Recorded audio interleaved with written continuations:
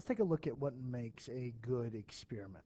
So hopefully by the end of this quick video, we'll know some of the terms associated with experiments, recognize the difference between an observational study and an experiment, and then be able to set up a good designed, a well-designed experiment, or at least recognize when a good design is out there.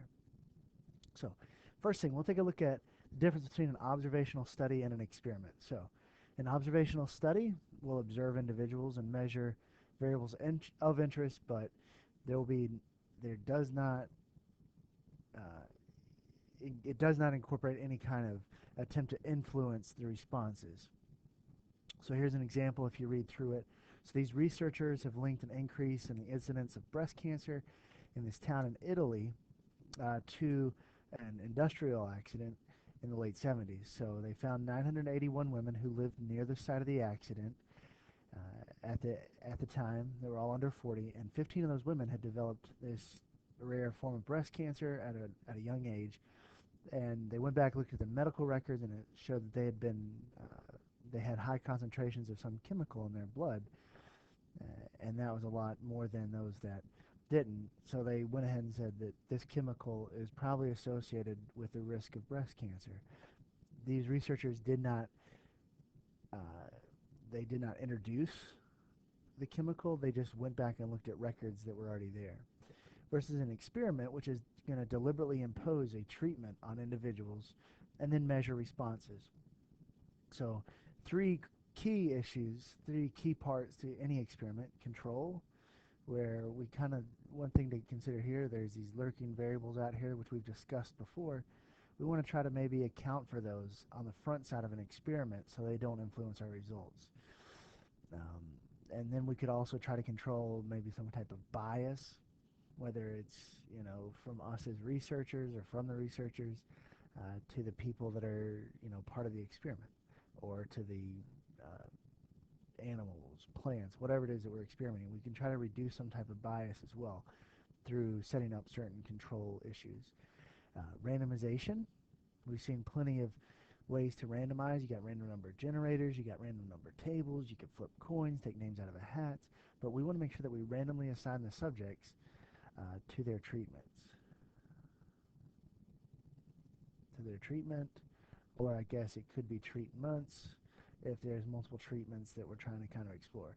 And then replication, basically you're just going to repeat your results over and over again. And so we could repeat by doing the same experiment multiple times, or the way most people deal with replication is a lot of subjects are used. Right? They'll try it on 50 different people, 500 different animals, 100 different plots of land for their fertilizer. And then one thing not mentioned here, but a big part of an experiment, is you want to make sure that you compare your results. So these would be the fundamental parts of any experiment: control, randomization, replication, and then we want to make sure we compare our results at the end of the day. Terminology associated with experiments. A factor is an explanatory variable that we manipulate. Keep in mind, explanatory, right? This is our x variable. And then our response, a variable that is measured in response, right? So your response variable, y. A lot of times you'll see scatter plots associated with experiments, trying to show some type of correlation in the hopes that we've explained a little bit of the relationship.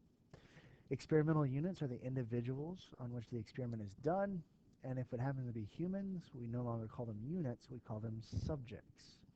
So treatment is the specific experimental condition applied to the units.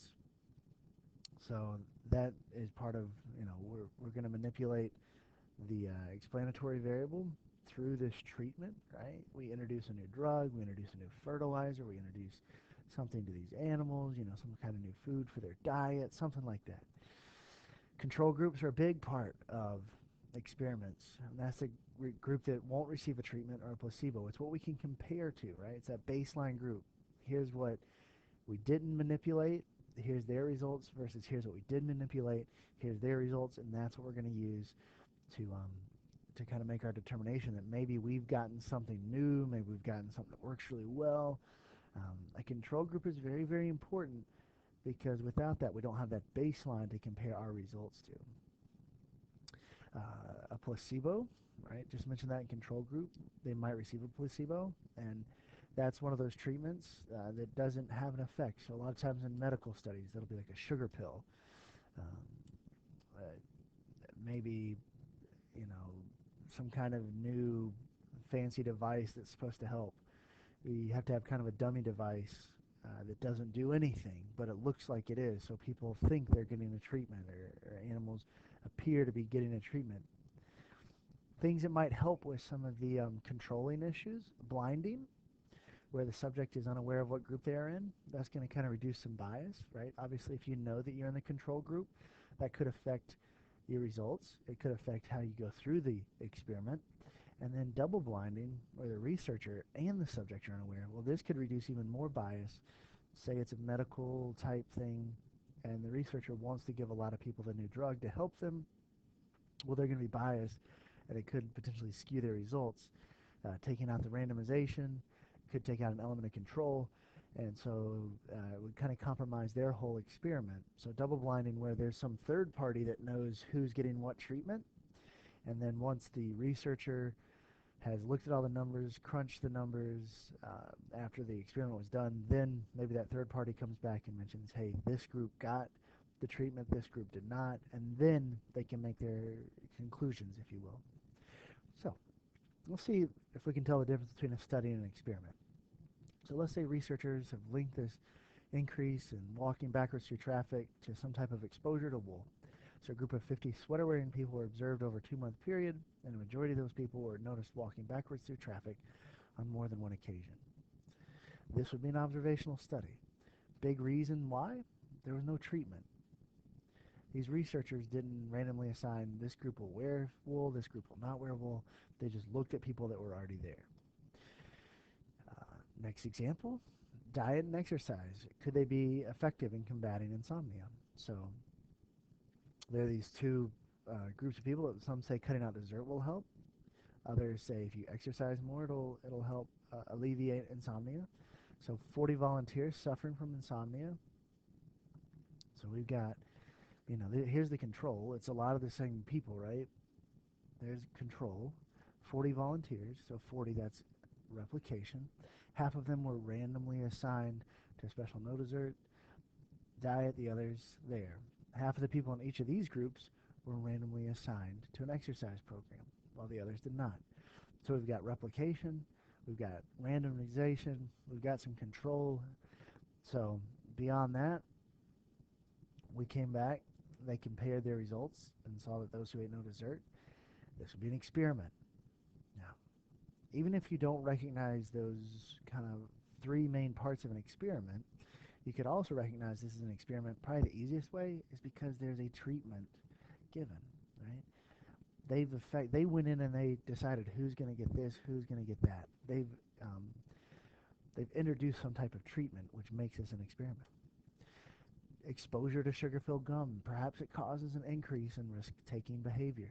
So they took the 60 volunteers, randomly assigned them to one of two groups. Either they get a gum with a lot of sugar or sugar-free gum, and then 2 hours later take this risk-taking survey, and the results of the two groups were then compared. So again, we got replication, 60 people. We have random assignment, randomly assign their groups, right? They're randomly assigned to their treatment. Hopefully some type of control, maybe people of the same age, something like that. And then they compared their results, indicative of an experiment. And really the biggest issue here, right? Gum with a sugar or sugar-free gum, they were given. So that is a treatment that is introduced. So there's the big reason why. There is a treatment introduced, and that makes it an experiment. So let's say we'd like to analyze experiments. Sometimes come in here and kind of take a look at what we're given and make sure that it's a well set up experiment, or maybe we could change the design. So we want to kind of look at, make sure they've kind of walked through all the different parts of an experiment. So we've got this major pharmaceutical firm investigating the effectiveness of a new herbal compound to treat the common cold. So they took subjects, everybody got the cold, all the volunteers, and then they gave them either the herbal compound or a sugar solution. There's your placebo. that has no effect on cold. And several days later, they would assess their conditions using the severity scale, and they found no evidence. So they're running an experiment, obviously, right? They're comparing results at the end. So let's go through and kind of think through this. Control.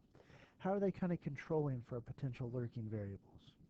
Well, they don't really talk about it in there, so maybe we discuss other influences. Everybody's going to get the cold, so they can't control, different degrees of the cold. But one thing that they should consider is people's natural immune system. Different types of people have different types of immune systems. And one thing to consider is typically the older you are, maybe your immune system's a little bit more compromised, or really, really young children. So what they could do is try to use people of about the same age to kind of control the effects on the immune system. So one way to control for that lurking variable of age, let's use people of the same age. Randomization. How could they make it random? Well, everybody's going to get the cold, so you don't randomly assign who gets a cold, who doesn't. You could go through here, right here where they give them either the herbal compound or the sugar compound. We could randomly assign who gets the herbal and who gets the placebo. If we needed to describe that, right, we could, each person gets a number, and then we randomly select half of them.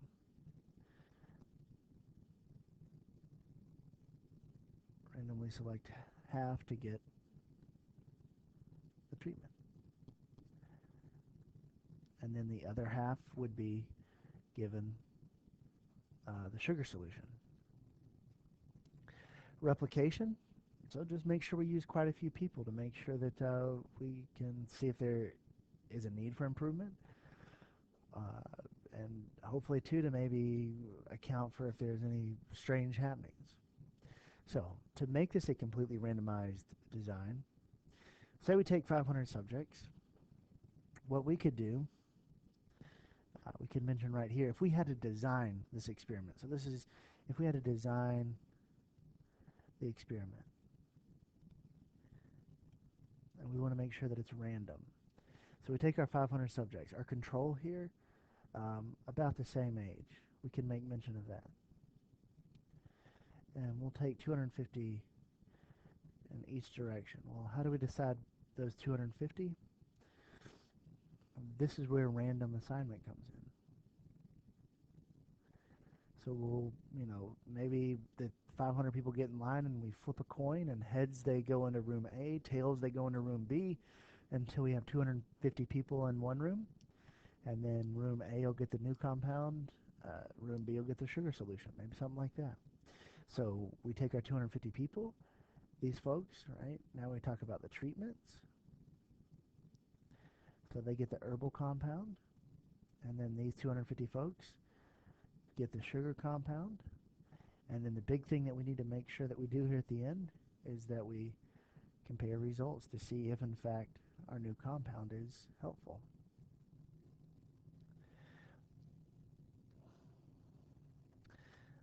So one more example here. So we have these athletes who have suffered hamstring injuries, and they're randomly assigned one or two exercise programs, static stretching and trunk stabilization. And it looks like the static stretching got the athletes back on the field sooner. So the method of control here, or the controlling issue here, is that these folks used only athletes because probably athletes have about the same fitness level.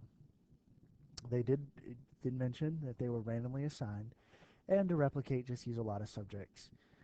So let's say we want to design this experiment.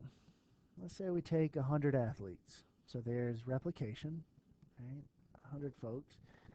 Our control here is the athletes. And then we'll take 50 of them, and we'll assign them to the static stretching, the other 50 to the stabilization. So far we've accounted for replication, control, and then randomness. We'll do it right here. We'll randomly assign the 50 athletes to each group. Okay? So 50 go to static stretching, 50 go to stabilization. Right? Here's our treatments. A big part of an experiment is that we give treatments. Right? And then at the end of the day, let's make sure that we compare our results to see if one treatment was in fact better than the other.